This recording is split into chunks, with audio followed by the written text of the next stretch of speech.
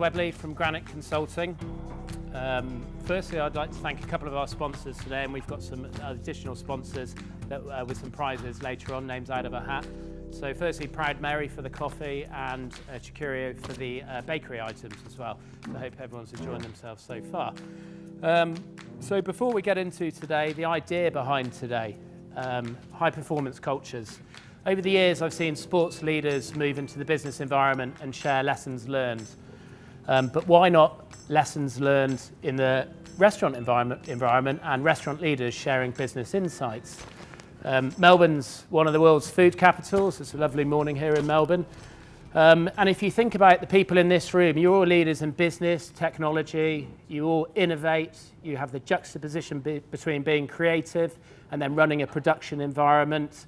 You all need to attract and retain high-performance teams, nurturing staff, and building a high-performance culture in what is a really competitive environment. So I saw a lot of similarities between the restaurant business and the broader business world, and we wanted to share some of those insights.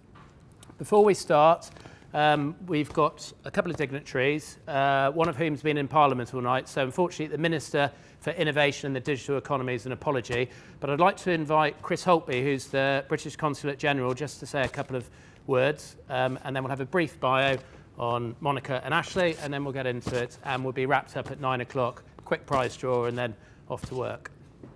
Cool. Chris, over to you.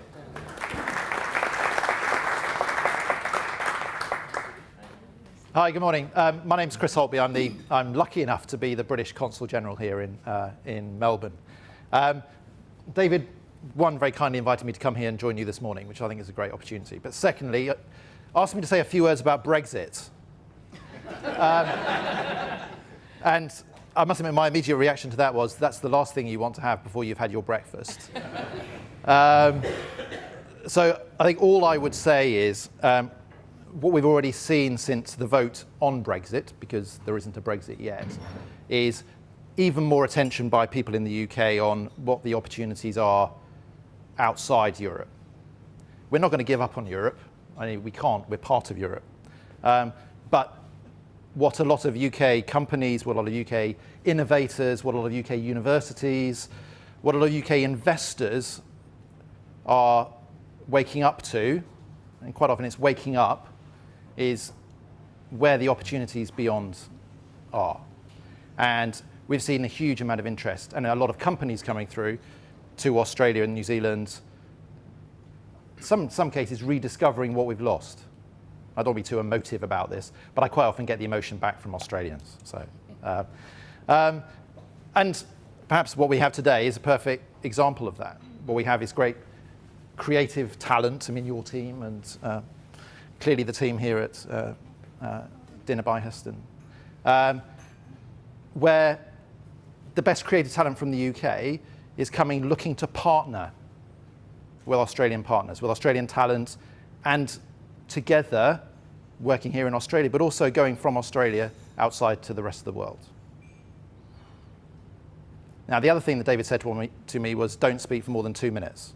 So I think I probably had that.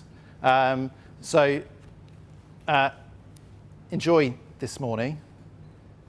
Remember that this talent is emblematic of something a lot more in the UK. We're probably not as talented as you, but we try. And if you do want to talk about Brexit and spoil the rest of your day, you can come and talk to me afterwards. Thanks so much for inviting me. Thank you, Chris. So just brief bios, so starting with Monica. So Monica, for over 25 years, has been in the hospitality industry. I started when I was 16, just to get that fast. Her business is Lotus. It's a full-service communications, branding PR agency. So everything from brand management, communications, strategic direction, business development opportunities. Monica's relocated to Melbourne, but also has offices in London, LA, and New York, I believe. Examples of some of the work Monica's business does is working with Ashley, Heston, and the Fact Duck Group since the very early days. Also working with chefs like Alex Atala, who's featured on Chef's Table on Netflix for those that might know that, working with Claire Smith, who was formerly the head chef at Gordon Ramsay's flagship restaurant, 3 Michelin stars in London, helping establish that. The worldwide launch of Zuma, and then really different culinary projects as well. For example, securing a major government grant with a food education business in Australia to enable horticulture and digital technology in schools. So pretty eclectic, all things culinary basically is the summary. Heston quoted and commented, "The combination of Monica's sense of humour, commercial acumen and energy broke the mould of restaurant PR." The Financial Times described her as the chef's secret ingredient. In her own words, she knows how to put bums on seats.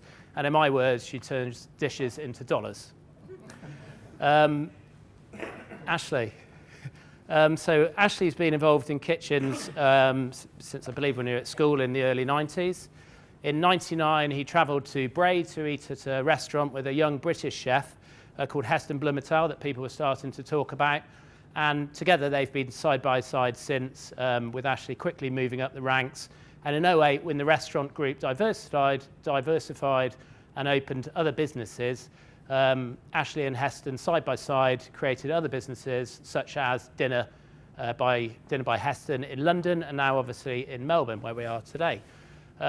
There's too many accolades and awards to read out. I think there's about 50 on there when I was reading it yesterday.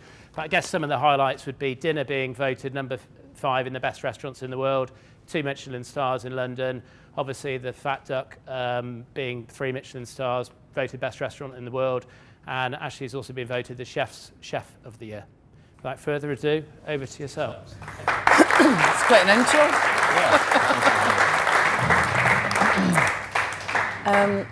I just wanted to begin and thank everyone for coming this morning. I did explain to Ashley that since moving here to Australia, I've discovered that you guys are completely weird in the morning and have this really early rising thing that even after 3 years, I'm still trying to get my head around. So thank you for coming out so early. We, however, work in the hospitality industry, and we've been down in the wonderful wine region of the Margaret River just recently, until 2 days ago, with a bunch of chefs for a thing called Gourmet Escape.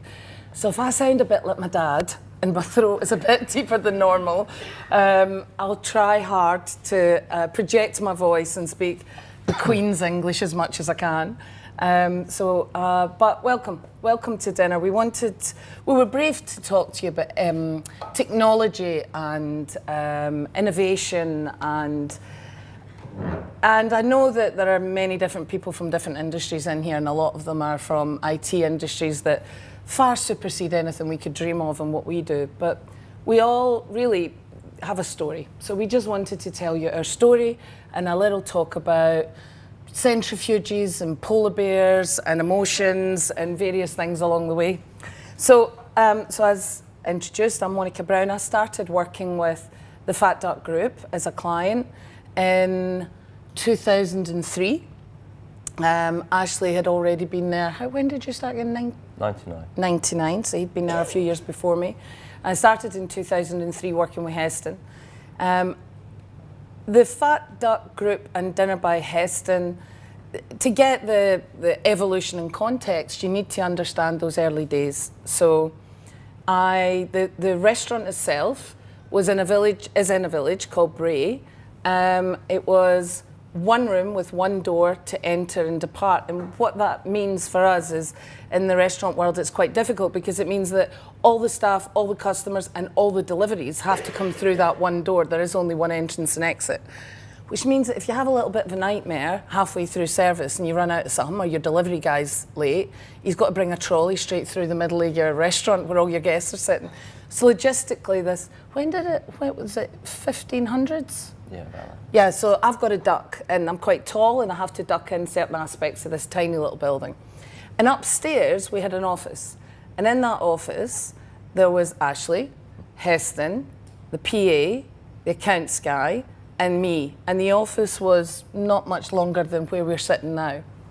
So technology was quite interesting, because I used to go up, and I had my office in London, and I would go up to Bray with a laptop computer that was probably about the same weight as one of the chairs you're sitting on at the moment. It was that old. And I used to have to plug, our technology at the beginning was quite interesting. We'd one adapter with 17 plugs on it. I've no idea how we're still not burnt down. And I had to unplug the fax machine to plug in my computer, to sit on the floor with the computer on my lap, to internationally sell Heston and the team all over the world. There were crazy days, there were pioneering days.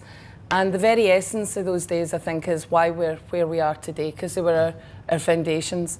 And I'm going to let Ashley tell you a little bit about how you met Heston Blumenthal, Mr. Dorset boy. Okay. So originally I came from the south of England in Dorset, which is it's probably about 1,000 people in my village. And I started working at a local restaurant called Le Petit Canard. That was a husband and wife team, very, very small, 28 covers. And I started going in every day after school. I started washing up. And even when I wasn't working, I just used to go in and hang around and just kind of start learning. I was learning without even realizing I was learning, if that makes sense. And it was just like a secret world where I went through the door. It was very different than rural village in Dorset. So I just started learning, picking it up, and I wanted to join the forces, and I was a little bit too young, and I went to join the army, and I was about 3 months too young. So in that 3 months that I had to go back, I managed to change my mind, thank God, and I kind of embarked on the world of food that I'm sitting here today. And from there, I kind of took over the pastry side of things in the kitchen from the chef's wife, who ran the pastry. They had a what do you call it? They had an apprentice in the kitchen that then I eventually took that position and worked on the savoury side as well as the sweet side. And it was kind of a slightly different, eclectic learning time, because they were from North America. So I grew up with cookbooks from Charlie Trotter, Jeremiah Tower, Wolfgang Puck, Alice Waters, like the legendary sort of American, French-American cuisine, as well as the British side of things, as Britain really started to come through and kind of grow. And from there, I went to, I read about Heston in this magazine, and to be quite honest, they just looked pretty cool in the picture, and I was like, I've got to go there because that looks amazing. But it was very different than what you know as Fat Duck now. There were dishes on the menu like these. Actually, I'll tell you about the starter I had when I went. It was only 3 courses, no tasting menu, no liquid nitrogen, no water. There was none of that. It was really uncomfortable wrought iron chairs with a little cushion on. These kind of solid metallic tables. It was quite cold in there. It was really rustic. Big, massive urns with like driftwood in and huge mirrors. Really quite eccentric, actually. Yeah. And the starter I had was this crepinette, which is caul fat. So it was stuffed. It was made by a used toilet roll holder in a little cardboard one. You cover it in cling film and then put the caul fat in, and then put a load of spinach, sliced scallops, and piquillos peppers.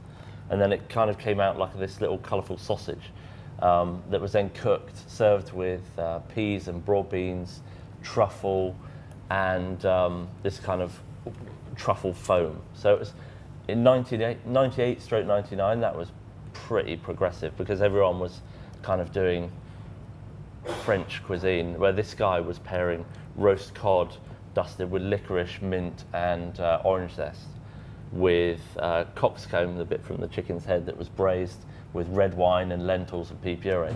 So this guy was doing something completely different than every other person in the UK. And I just knew that from that point I wanted to go and work for this guy. And I would say, you know, I really want to go there. And they're like, who's that guy? I've never heard of that guy. And if someone had, it was because he was known as the wacky chef kind of thing. And so I went for a 2-week work experience, and there were these 5 guys in the kitchen, and it was absolute chaos. This tiny little converted pub kitchen, no equipment. I mean, it was terrible. against what we have, that we work in today.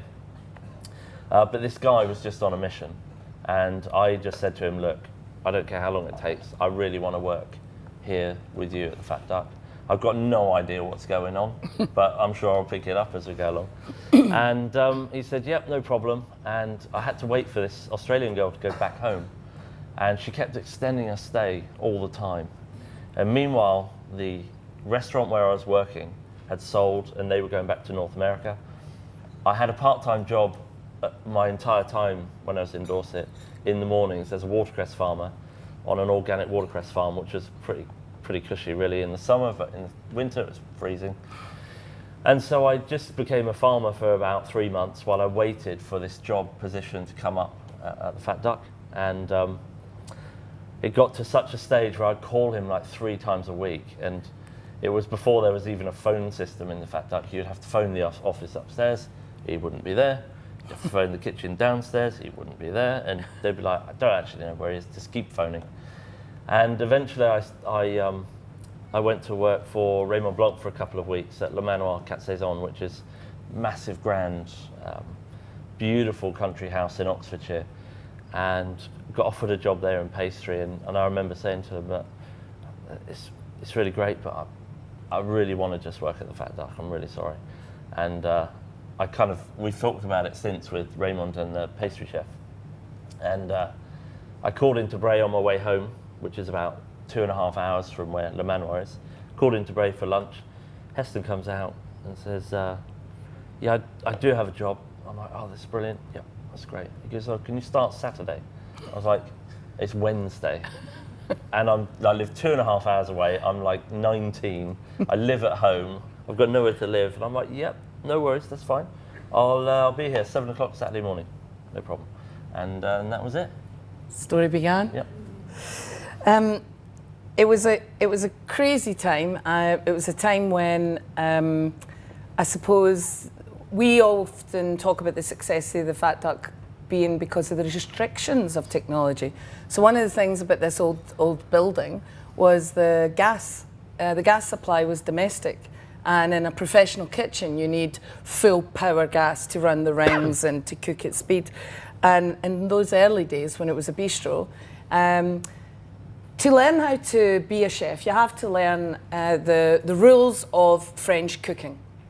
And that's how you make all your basic sauces. Like there's, I don't know what are the basics of French cooking, the beurre blanc, all the sauces, mayonnaise, stocks, all that stuff. And once you've got that, you've got your hardcore tools of your trade under your belt, you can go off and do what you want.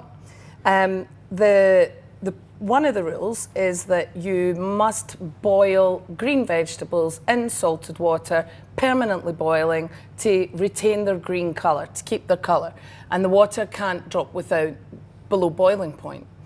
We had a problem with this at the Fat Duck because we could only, I think Heston had measured it, he was allowed 7 beans or 17 beans until the water, because when you put things in boiling water, obviously it goes down to simmer and back up to boil. Very basic technology, but it does affect things. And you'd had to hand count the amount of vegetables. And when you're running a restaurant and people are coming in, it was that kind of level of stuff.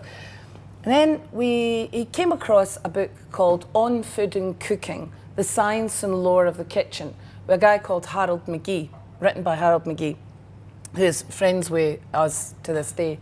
And basically it was rubbish. It's a load of rubbish. You don't need to sear meat to seal in the juices. Because see when you put steak in the frying pan, see that first thing you hear? It's just, that's the juices. That's water. That's water and oil. That's the noise it makes when it mixes. It's a load of rubbish. Absolute load of rubbish. So we discovered all these different kind of eureka moments, this technology as we went along, and things began to change. But they were very, very stressful days. There were days when, remember the oven blew up? And Heston was, he said? He said once, he said, he was chopping fish, and then he looked down, and the fish he was slicing was perfect, and then this bit was mushed up, and he'd realised he'd fallen asleep halfway through doing it, because he had like no sleep, so he'd fallen asleep in the middle of that. And then he'd a Bunsen burner to light something, and he was trying to he thought, I'll need to light the Bunsen burner because the gas thing hadn't worked. So I'll light it under the hot tap because the cold tap won't work. I mean, they were tiring days. The mind was playing tricks. And then the day that he put the gas on for the oven because it was the old kitchen and it took a while to heat up. And then you ignited it. But then he got a phone call because everybody used to think the Fat Duck was a Chinese restaurant.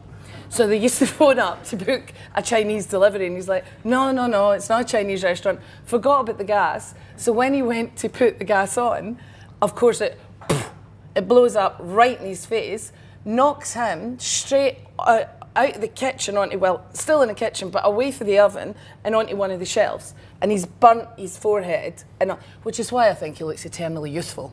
But he burnt all his skin in his forehead, and he said all you could smell was a singed hair in the air. So, but service goes on. So he strapped a bag of frozen peas to his head, and he just kept working through service.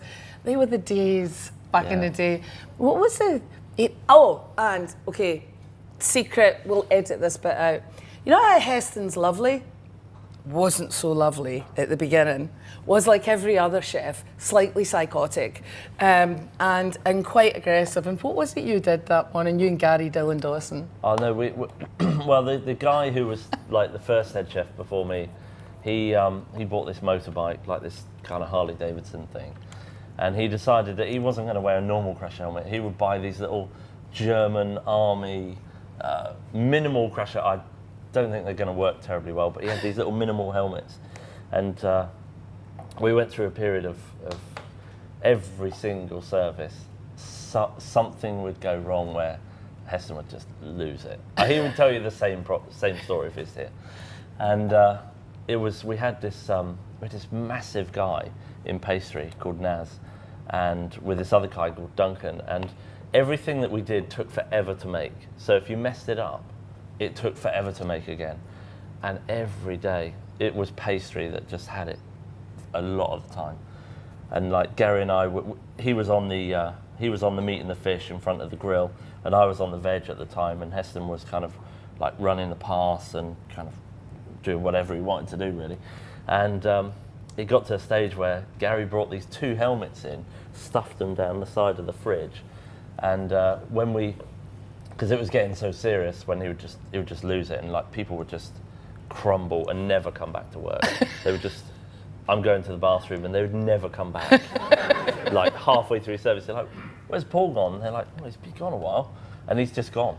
Like people went to the bank in the afternoon, never came back, and so me and Gary were like, right, okay, we need to diffuse this situation because he's going to lose it again in a minute.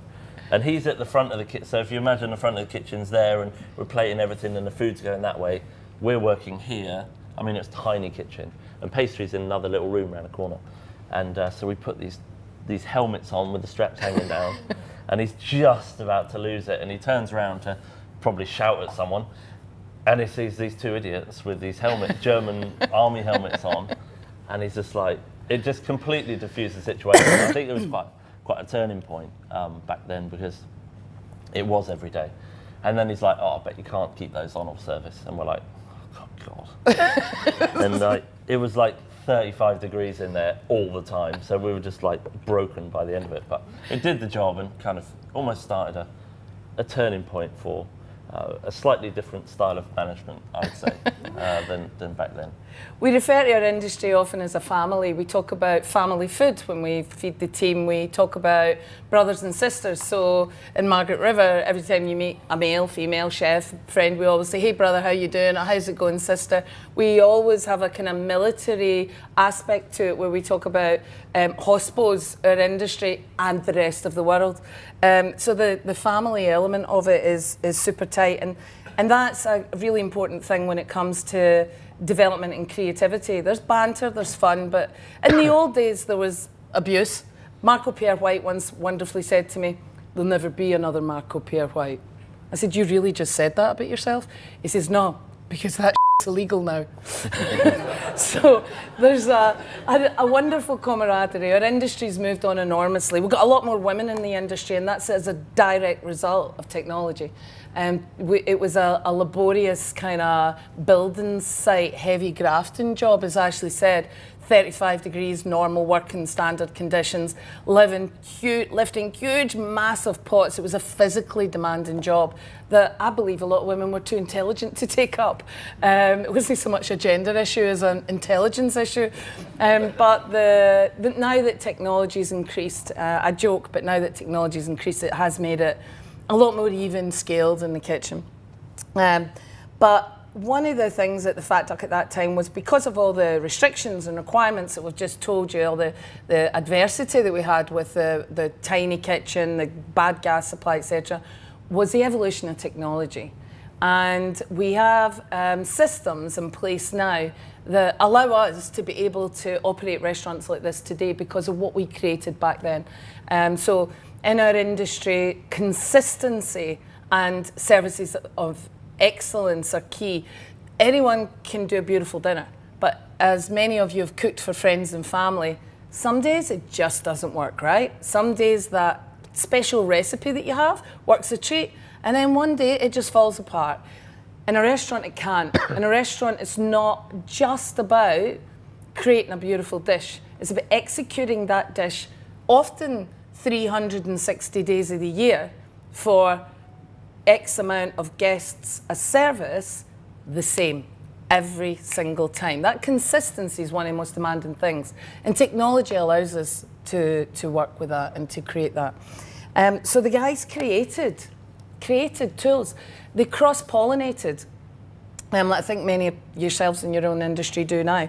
So there was in laboratory scientists, there was a water bath that scientists would use, and we needed low temperature cooking to get the best out of our meats, because to cook steak I'm looking at you because this is you, not me, but we cook steak at a low temperature to retain the juices. You explain it.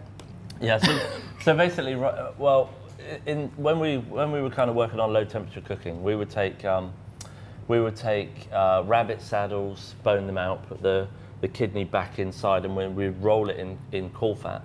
And then we would... What's caul fat you've mentioned? So it's like the lining of a stomach. It's Fabulous. like that webby network. Wish I hadn't asked. It's really nice. and we would take the saddle of lamb, with the two fillets it's like a bone like that with the two fillets. And then we'd have the fat on, and so it would be a piece like this with two kind of cannons of lamb. We'd trim all the bones down so they sit flat in the pan. And literally at the start of service, we'd start cooking. We'd have all these pans on, little rubbish frying pans, and you would turn everything like every 10 seconds. So the lamb would start like that, and then it would go up and over, and you would just do that for like an hour and 10 minutes. Hour and 10 for the lamb, about 50 minutes for the rabbit. Then we'd have fish that we'd just cook to order. There was these pork chops for two that we'd cook in a pan, make the sauce to order. Veal kidneys we'd put in the oven, wrapped in its fat. They'd take like about an hour and 15, hour and 20 to cook. So it was really labour intensive. You needed like 25 arms to just do this thing all the time. And we couldn't find anyone that could cook the sauce section. It was Heston, myself, and another guy called Gary, who then went on to open something else with us. And we just couldn't, it was impossible. We could never go back to it. It was so difficult. And probably not as consistent as we wanted it to be. And I remember Heston saying, there's this science catalogue that I've got. Can you call them and order one of these things called a water bath? And I'm like, okay, yep, no worries. So I phoned this company up, and they're like, well, what do you want to do with it? I said, well, I'm working for this guy called Heston. No one's heard of Heston. I'm working for this guy called Heston at a place called the Fat Duck. And they're like, what? What's the Fat Duck? I'm like, it's a restaurant. We want to use this thing for like cooking stuff in oil. And they're like, oh, no, can't do that. I was like, no, don't worry about that. We just want to buy the water bath. Yeah, no, but you can't cook in it. I'm like, okay. Tell you what, can we just buy the water bath and then we'll look after that? So eventually, after a bit of persuading, we got the first one into the kitchen and started to play around, and then quite quickly realised that this was definitely the way forward, because you could put something in at a time and a temperature whether it's in an oil or a liquid or a stock, it was just so consistent in what you're trying to achieve. But then we just had to marry that with getting roasted flavors into things either at the end, the beginning, or adding them in different ways, so you didn't miss out on what is still probably a poorly understood cooking technique throughout the world. Done bad, like anything, done badly, it's terrible. Done with the understanding and learning of knowledge is much better than, well, it's just a different way, but it's our preferred way when you're talking volume. And it's not only become, they say that at that time, from early 2000 to about 2009, we not only changed the way the world cook, we changed the way the world tastes. And that was one of the key components. the sous vide evolution that you find in probably 90% of the restaurants in the world, and throughout most homes in definitely the Americas, and all over the world. That's how it started. So that's how it started. We broke the first couple because we put olive oil in them before we realised we had to use it with water. Then the doctor came in. Doctor was like any of you guys, wanted to cook for his friends, Heston's doctor, and he said, I want to get my dinner party stuff on the go. And he said, okay, come in and do a stage. So he did, and he came in and did a stage, and Heston was talking about how to cook with this thing, and he needed to chill, and it wasn't working right, and the techniques weren't there for him. And we started using liquid nitrogen. Because he said, well, why don't you use liquid nitrogen? That'll take it down really fast. And again, it's now a tool in most, if any sort of back of house that we go into now, chefs use liquid nitrogen the same way they use water. It's everywhere. We created a thing called the triple cooked chips, which were hilarious because Heston got somebody to walk into the local supermarket with a bucket of water to measure the starch content of all the different kinds of potatoes. And how you did this was by popping the potatoes, Waitrose and Marlow, by popping the potatoes into a bucket of water and seeing how they float and seeing what ones sink to get the starch content to create these triple cooked chips, because I've got 3 processes so that you get super fluffy chips with a crusty exterior. All of this stuff started to change how chefs approach cooking, and that melts down into the home. But then it went a bit bonkers. And then we started buying lab-grade centrifuges, polar bears, which is what was a polar bear? Is it an Eskimo or a polar bear? I can never remember. No, a polar bear is like a massive unit that freezes things very quickly in like metal molds. So we make a little lolly with 3 layers, like a, I don't know what you call them over here, Zoom. We call them in the UK. It's like 3 different layers. So you can freeze things like really, really fast in molds as well, because it just puts the temperature. But wait a minute, how much is a polar bear? Approximately. In dollars, I'd say 50,000. $50,000 for a nice lolly. Yeah. So technology versus profit was always a wee bit of an issue, right from the start. It is very much a labour of love. Any money that we ever made, I remember he made £500. His accountant came running in once with a piece of paper and said, Heston, you made £500 profit this month. And behind him was a courier with this piece of useless kit that he wanted. He went, just ripped it up. It was, at the start, it was quite, entrepreneurial, I think, is a word that's used a lot, especially in Australia, which is like an uncharted territory, I've discovered. This is a real have-a-go nation here. I moved out with my business, and my business expanded quicker here than it did in the 20 years in the UK, where there was a lot of hierarchy to break through. Sorry. But in Australia, the minute you say, do you know, if I could meet the guy in tourism, someone's like, oh yeah, I know him, I'll introduce you, I'll help you out. This place is groundbreaking for its warmth, which is the reason I moved here, and for its have-a-go celebration. I think you mistake the word entrepreneur for the word apprentice quite a lot. There's a lot of young kids that come to me for work that have got a lot of skills on a CV, and I often say, come and work for me and I'll show you how to do all those things that you've mentioned you do on your CV. We're still apprentices, so when we opened up dinner, now actually he's a 3 Michelin starred chef of the Fat Duck and Bray, and he's looking after the Fat Duck group because we've expanded into a few bars and pubs and things. And the historic, I'll get you to talk about it in 2 seconds, the historic element had started. But But he was an apprentice. He had to go to New York as that chef and work in somebody else's kitchen who did high volume covers, high volume guests, to see how it worked. We never stop learning. We never ever stop learning in this industry. But coming back to the historic side of things, that started with Heston at a science fair talking about ice cream, savoury ice cream, and he met a couple of guys from Hampton Court Palace. So our technology and innovation dates back to 1342 for inspiration.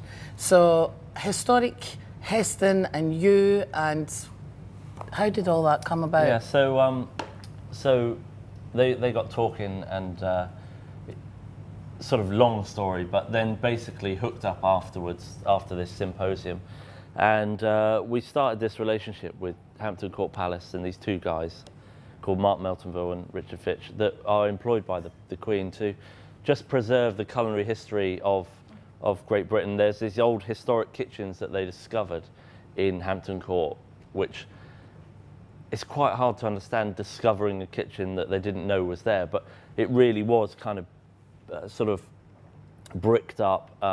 In the last 3 years, they discovered an old chocolate kitchen, a chocolatier's place, and you can actually, it was just a store cupboard full of rubbish and old filing cabinets and just stuff in there. And they went back and they could see exactly where the guy would stand, the fire in the corner where he'd make the chocolate, and this whole confectionery room was just discovered not that long ago. So we take old books, a lot of information from their work as well, which they dedicate their life to learning and recreating exactly how the palace operated. So you can walk around the palace at certain times of the year and they'll be roasting whole animals in front of the fire, wearing the exact same clothes dyed by an ink from a beetle that was from Ibiza. You know, they will recreate it exactly, no technology. You can't eat there, but you can get a feel for how it was and how it is, which we thought was amazing. Although they sit and eat the food, they're signed off when they break bread. But then, so we look at all that sort of rich kind of history and text, snippets of information, and then kind of absorb it. And there's no exact science to this. You kind of marry up incredible ingredients, food that we love to eat, sort of food that we think people are going to enjoy to come to our restaurant to eat, and then we set about hooking those things up to bring something forward in a contemporary way. So, for example, one of our dishes is called meat fruit, which was, the first one was called a pomme, and it was minced pork and veal that was cooked in a ball on a spit roast in front of an open fire. And as that ball cooked, towards the end, they'd dribble it with parsley custard. And what they used to do, they used to take a piece of cloth, chop all the parsley up, and they used to squeeze the juice out, the green chlorophyll, mix it with a very, very thick cream and eggs, and then dribble it over. As it cooked, it would go green and brown. They would take it off the spit and then put the apple tree twig and leaf thing in it, and then they would sit it in the center of a massive table decoration. So when it came to that course at the grand banquets, they would then just take what looks like an apple, cut it in half, and there'd be meat in the center. So, you know, and this was like 1500. And this is when chefs really started to have fun with the guests at the table. And it was a complete form of entertainment, not just eating and trying to stay alive. It was more a case of what fun can we have? And we think, you know, that happened in the last 20 years. Well, it didn't. And so we then created a few different ones for a TV program.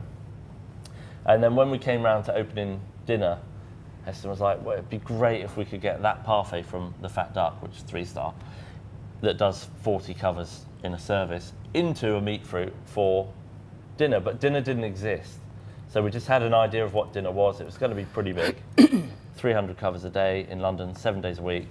Bear in mind, we had a tiny little kitchen with, we had quite a few people by then. We had probably 25 chefs, something like that. But to produce the level of food that we wanted to in a big restaurant, this is a big one, and to get that level of consistency and the technical side and the complexity in dishes was going to be very difficult. And so I was like, okay, we'll try.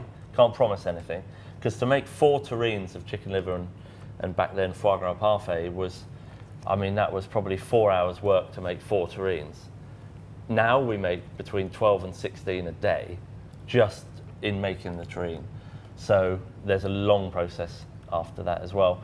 So after a couple of weeks, we kind of cracked it that we could make these meat fruit by making the terrines. Day 2, you put them into semi-sphere molds, so little half circles, and then freeze it, and then we join them together with a blowtorch. So heat them up, join them together, smooth the line out, put a stick in it, and then we put it into a blast chiller at -35. We have mandarin juice, essential oil of mandarin, and gelatin that we warm up very, very gently. And there's a real science to this part.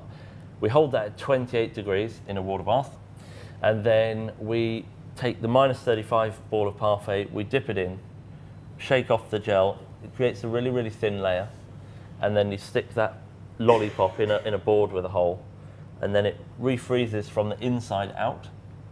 So it goes really frosty, and then you dip it again, same again, another thin layer is created. But because you've frozen the first layer, it creates because you've expanded the water, you create a very uneven surface. And when the second layer goes on, and it then defrosts again, you get the exact same texture as the skin of an orange, all sort of pitted and uneven. And then you take that off the stick, let it defrost overnight. So it's a complete 3-day process. And then we literally shape it, put a little dimple in the top, and put a green leaf called a ruscus in there. And that's what we serve here. It's probably the most famous of our dishes, I guess. Certainly the most Instagrammed. Yeah. And in fact, if you look behind you, there's a photograph, there you go. which is actually a photograph. It was a fruit bowl made to look like an old master. And is it the green one? The bottom right, and there's one right in the centre that's the pom.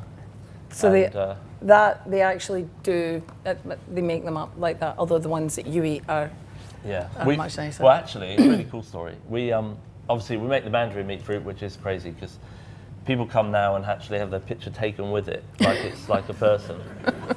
Which, we're in the kitchen, and I remember like about 3-4 years ago just thinking, people are doing this, and I'm like, oh my God, this is getting out of hand with these meat fruit. And so we make, we're just about to put a plum one on. We make it with spiced red wine for the festive period. And we had a call one day. I was in Bray. I know we're going a bit off topic here. It's all right. And we get these really random things happen all the time. And so I'm sitting there. I've got my assistant and Heston's assistant's there. And she's like, I've just got off the phone to Steve Jobs' pilot. I'm like, right, okay. I know where this is going. Yeah, they're wondering if we could get some food because they're flying back from the UK. He's been on holiday here. Not Steve Jobs, Johnny Ive. Steve Jobs gave him the plane. And they're wondering if they could get some food. And I'm like, we're a restaurant. We're not a picnic restaurant. But I know what's going to happen. I say no. They go to Heston. Heston comes in and says, look, we've got to do it. So I'm like, let's just go through that now. I'll tell you what, we'll sort something out.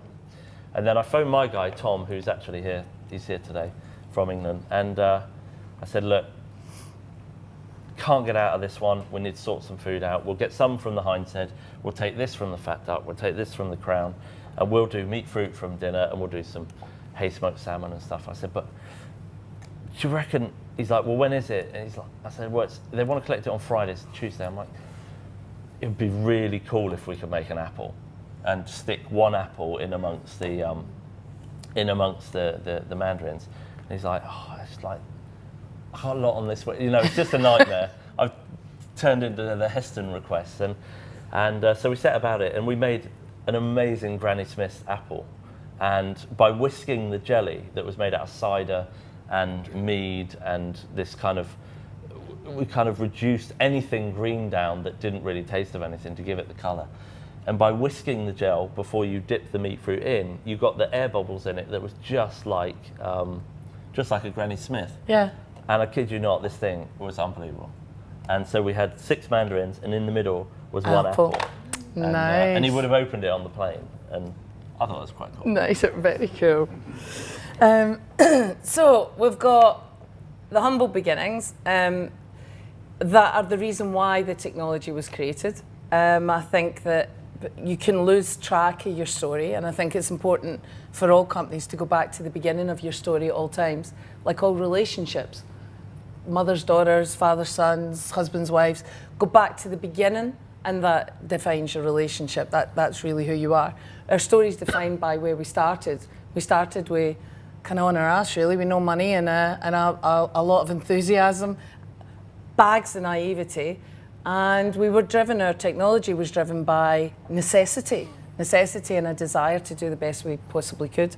Today at dinner, that technology comes into play right from the beginning. We're in the beautiful Crown Towers, but that has created another development area for us, because when people walk into the Crown, it's a big branded hotel, the Crown Towers. It has its own smell, it has its own sounds, and then you come up to the 3rd floor and you've got half a dozen tourists in their bathers in their robes, flip-flopping or thonging their way into the swimming pool. There's different smells and scents, there's stuff from the spa. So we created an entranceway, and in that entranceway we made it deliberately dark as a contrast, and we created a scent that is... So it's a mixture of like old leather from like an old house, kind of burnt timber and sort of normal timber, water, like damp stone walls, and smoke. So we worked with a flavour company for many years, and then went to them and said, look, we want to create a smell that is going to be for the entrance of our restaurant. And they're like, oh, this is brilliant. They normally make like the boring stuff you have at home, like toilet scent and cleaner and stuff like that. So they've got like 25 toilets lined up in glass boxes with a little window. So when they're testing stuff, it's all automated. So they can open the thing and they can see how it performs. So it's really boring stuff. And so they were like, oh, this is brilliant. We've got a bunch of chefs that want to come and create a smell for the entrance of the restaurant. Yeah, no worries. And it's such a small job. They can't actually charge us for anything, because it's just not even worth doing the paperwork for any kind of supply. So when we need it, we just call them up. They make it. And then they say, do you want some candles? And we're like, oh yeah, we'd love some candles. No problem. And they do us a batch of candles. And yeah, we just went over a period of a year. And the way it worked was, it was aerosolized first. And you go into a room that was sealed with a fan, and they would spray it, turn the fan on, give it a minute, and then go in, and it's quite weird. You just go in and go, no, it's not quite right. and you'd have 4 rooms, right? So you'd have 4 goes at it. And they're like, okay, what do you reckon? I'm like, well, it's kind of like, just needs to be a bit wetter, It needs to smell wetter. A little bit more cold streamy, and they're like, okay, let's go to this one, and you go in there and you're like, yeah, this one's too much. It's like, smells like I damp. can smell like oyster and things like that. I'm like, yeah, not quite. And then that's how you did it. There was no exact science. It's just using your nose and your judgment and your kind of imagination. I'm beginning to get a theme here, though. When he talks about how he makes meat fruit, and when you talk about how you choose your scent, there's always it's quite simple, really. The processes are absolutely off the scale. But we've got the smell. We've got so also then with the darkness, we needed something to draw you so you knew where to go. So we've got the kaleidoscope as you come in, so your eye's got a focus. But also that takes your eye to this point. But then you arrive at that point, and where do you go? And how many seconds is it? The door? 3 seconds. So there's 3 seconds before we allow the door to come up. And we have a camera in there, so we know when our guests are coming up. And we just give you 3 seconds. 3 seconds is enough to disorientate you slightly, and then the reveal as you walk into the restaurant. So we use it in all different ways. It's not just in our cooking and our food. And also, like the gentleman who's sitting behind the bar, is Chef Sommelier. And he uses a system now. We've got 150 wines by the glass in dinner.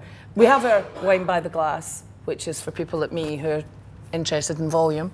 But we also have wines by the glass that are our 150 list, where you can go wherever you wish with those wines. So you can come into dinner and you can order a starter, a main course for lunch and leave. But you can have an exceptional glass of wine that you could never, ever afford to buy, or perhaps you could afford, but yeah, it's a bit too indulgent for a Friday afternoon. And he serves them because of the Coravan, and the Coravan is a system that controls the air, and it's a lot more technical than that, but it's brilliant. It's basically, it was invented by a surgeon in, is it America, Loic? Yeah, it's a surgeon in America where he's got a system where you clamp this thing onto the bottle. You have 3 different sizes of needle depending on the age of the wine. So the more fragile the cork and the older it is, the finer the one you put in. You push this needle in, and what you do is it's got an argon gas, and you just kind of press the button, and the wine comes out, and the argon gas goes in. So when it sits there like that, the gas sits on top of the wine, can keep it for how long, you reckon? 1 year, and it will be exactly the same. Nothing will happen to it. You can actually now get this technology and use it at home, although if there's anybody who's got a bottle of wine lasting a year in their house, they don't know me. Yeah. And we use rotivaps and spit roasters. Even the spit roasters work with a different kind of technology. The technology is the reason why we exist today. I think we're cutting quite on time, aren't we? We might have time for a couple of questions, perhaps. Please. Yeah. People management side of things. Mm. That confined area, everyone has to have their own job, except do you want to talk Yep. about how that's evolved and how you've actually reached Yeah. the level that you have now? So obviously the 2 extremes, the one with 5 guys in the kitchen and a very angry man at the end, has now transpired into, been lucky enough to work with many different people over the years, different coaches. I've worked with them as well as Heston has, but the one that myself personally I'm working with and the teams at dinner is a guy called Pete Lindsay, who was the British Olympic performance coach for boxing and team sport. And we now take our team through, it's all about awareness and communication. So we take part in different days and different activities where you answer a series of 50 questions online. And it kind of, you have to put your most like you trait and your least, and then one in the middle. And it captures any trying to get past the question or make yourself look good. There's no right or wrong either. And it plots you on this kind of performance wheel of your trait when you are in your best state. You're just normal, no pressure, that's your normal kind of thing. But it also plots you when you are under pressure, which I guess everyone is, especially at work at different times, especially when you operate as part of a team of 20, 25 people in a high pressure. It's like a match, a match only lasts, I don't know how long Australian football goes on for, but our service goes on for 5.5 hours. So it's like playing football for 5.5 hours, because if someone starts dropping it a little bit, the whole lot is under pressure. So knowing how you are and how you are in your unconscious state of you're under pressure and where you migrate to and your traits that come out, and being aware of yourself can then, once you're aware of yourself, you can then start influencing others in a much more effective way. And what I've found is, especially on the top half of the team, is that once people are aware of themselves, they start to understand why you need a diverse group of people rather than trying to make everyone the same. Years ago in kitchens, everyone would be trying to make everyone the same as front of house. You need to be like me because that's how I want you to be. But now, 25 years on, it's about diversity, what you do differently to me, complement each other in every single business. So I thought it's a massive, massive advantage to be able to do that. I've just got a question around your view, Ashley, and Monica, around making sure people get to know the basics. Because it strikes me that a lot of what you're doing, how do you instill people knowing, say, the classic French sauces? Because, technology, finance, HR, recruitment, more of our jobs are automated. Things like LinkedIn and recruitment, for example. So how do you actually make sure that your chefs get to learn the basics, and then does that help with retention? So a couple of points. So when someone starts, we have different levels that enter the kitchen.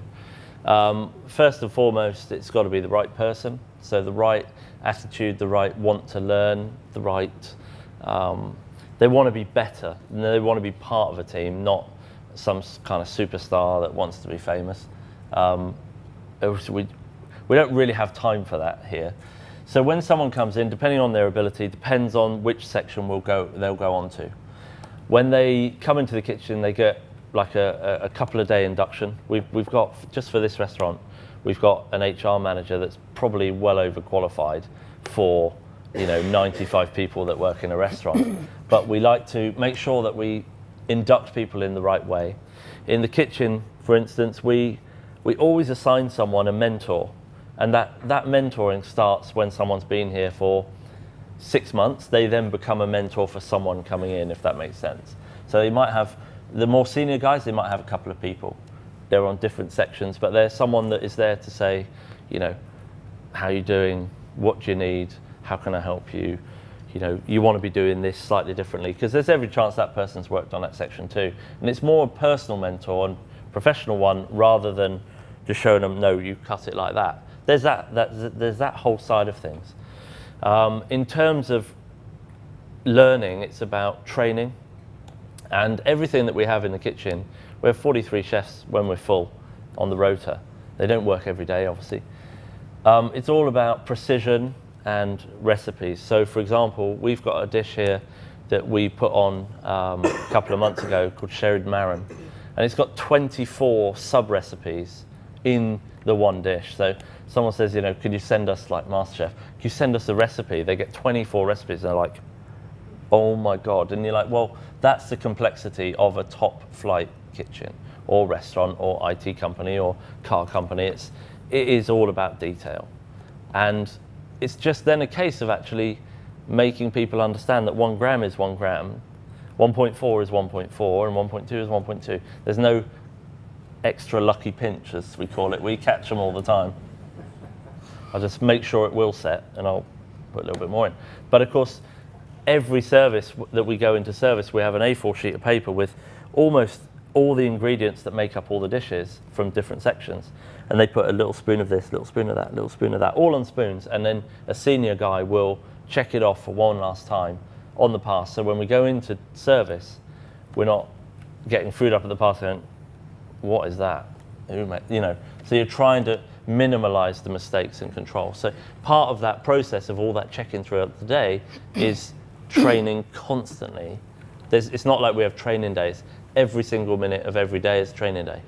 And it's the same for front of house, with Jono and Loic. It's about detail, systems, and it's about leading by example as well. I think this particular industry is relevant because they're very, very practical and hands-on and intuitive without the analysis of bigger picture stuff. So, for example, talking about community, how we recruit and the people that we have within our kitchen, and that we've learned that the diversification of people's skills and talents makes for a more productive and a better environment. That's the world. We can't work alone. We can't have women's groups and men's groups. We can't have things targeted just to kids. We can only heal and we can only be as a community. It's the philanthropic essence of who we are. And we do that every single day. We have this family of all ages, ranges, and it's the only way that we've learned that you can progress, because it's the skill set of community that thrives a country, that thrives a restaurant. And we work with things. You guys are sitting here today and you're having a coffee, a juice, a water, a croissant. In that abstract, not thinking about it thing as you're sitting there sipping, we haven't gone into it much today. Both of us have chosen not to, because the multi-sensory journey that we created is such a big topic. We need hours. But touching on it, from multi-sensory, we've worked with the neurological responses of how we react to taste, flavour, scent. That's now continued on to a whole other journey for us. And it's the difference between a human being and a human doing. Your sip of coffee and your croissant has more of a neurological response inside your body from your gut brain, from your emotional decision about what you're eating, how you're going to eat it, why you're going to sip coffee and not tea, all of these things going. You're using more inside you in that one thing than the entire human reproduction system. It's phenomenal, this industry, and what food does and what you do when you just sit there eating. We're looking at lawyers now who are talking to AI specialists, and because law in itself is becoming about technicality, the To Kill a Mockingbird days of justice are in question because people are getting off for technicalities, for grammar and spelling. We have doctors now that you can phone up and you can test your blood and it tells you in advance what's going on. The robotic side of thing, what's his name, the guy from Microsoft? Who's the guy from Microsoft? Bill Gates. Bill Gates talking about how do we tax robots because they're replacing human beings. Human beings get taxed. That tax is the infrastructure. It's how we go on. Our evolution as people is going down a line that's becoming more and more and more AI. In the restaurant industry's food, it keeps bringing you back to breaking bread. It brings you back all the time to being a human being, not a human doing. This industry is actually at the core in what it discusses, it discovers, and what it does practically. You've got Michael Branson's got a group of people at the moment in Necker discussing these very things, captains of industry from all over the world. Before we morph into an evolutionary nightmare, they're stopping it and bringing us back. It's not about a life-work balance anymore. It's a much, much bigger picture. For us, that's what food gives us. We have chefs connecting with ancient cultures to preserve them, to find out how they work. We've got people in this country working with the Aboriginal communities because they didn't write. They passed down their food culture, which is an intense food culture, a fascinating food culture, a healing food culture using wild produce and native ingredients. There's so much going on within our industry that just scratches the surface, that'll heal, that'll help everybody. Technology, we learn, is the key to moving things forward, for giving consistency and success, but only when technology is used with connection to community and to human beings, and for the evolution and the purpose of making things better for us and making communication easier for us. Good stuff. Well, thank you everyone for making the effort to come along this morning. Hope you've enjoyed a fascinating discussion and some really great learnings and insights. It's a real privilege to listen to both of you. Thank you for listening to our ramblings. Yeah. So, hopefully you caught a degree of it with the accent. So a big round of applause for Monica and Ashley. Thank you. Thanks very much.